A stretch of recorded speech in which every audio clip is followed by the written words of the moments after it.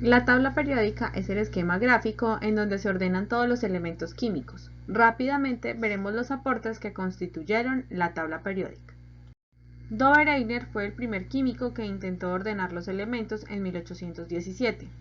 Dobereiner observó que la masa atómica del elemento central en ese entonces era el valor promedio de la masa atómica de los otros dos. Muchos elementos conocidos en esa época no pudieron ser organizados de esta manera, por lo que fue necesario buscar otras formas de organización. La organización de Dobereiner se llamó tríadas. El geólogo francés Alexandre Champ-Courtois propuso una organización tentativa para los elementos que llamó tornillo telúrico. Los ordenó según su masa atómica creciente y los distribuyó en una espiral que se encontraba sobre la superficie de un cilindro.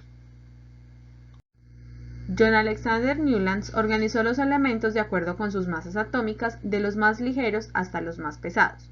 A esta organización la llamó octavas por su similitud con los 7 intervalos de la escala musical. En forma independiente y casi simultánea, el sistema de clasificación de los elementos, muy similar al empleado actualmente, fue propuesta por dos químicos, Lothar Meyer y Dmitri Mendeleev. Mendeleev estudió las propiedades químicas de los elementos según su masa atómica. La clasificación de Mendeleev destacó la importancia de la periodicidad entendida como algo que se repite con cierta regularidad y enunció su ley así: las propiedades de los elementos son funciones periódicas de sus masas atómicas.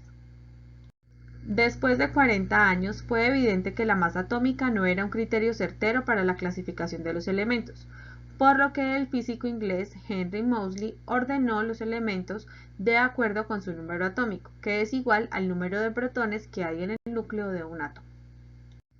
Meyer enunció su ley periódica así: las propiedades físicas y químicas de los elementos son función periódica de sus números atómicos. En la tabla periódica moderna, los elementos se colocan en orden creciente de su número atómico y no por el de masa atómica. Los elementos están organizados en 18 columnas verticales llamados grupos o familias químicas. Los elementos de una familia son similares en propiedades físicas y químicas. Cada una de las filas horizontales constituyen un periodo. Los elementos de un mismo periodo tienen igual número de niveles de energía. Los elementos están organizados en la tabla periódica de acuerdo con el aumento de su número atómico.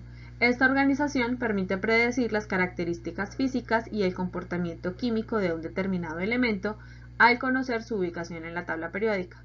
Muchas propiedades de los elementos se repiten periódicamente, es decir, presentan valores semejantes a intervalos más o menos regulares al aumentar el número atómico. A esto se le conoce como propiedades periódicas. El radio atómico se define como la distancia que separa el núcleo del electrón más externo. No es posible determinar con exactitud el radio atómico de un átomo debido a que no es una esfera dura con un límite definido. La electronegatividad es una medida que muestra la habilidad de un átomo en una molécula para atraer los electrones que participan del enlace. El valor de la electronegatividad está dado por la escala de Pauling, donde el flúor tiene un valor de 4 y el francio, que es el de menor electronegatividad, tiene un valor de 0.7.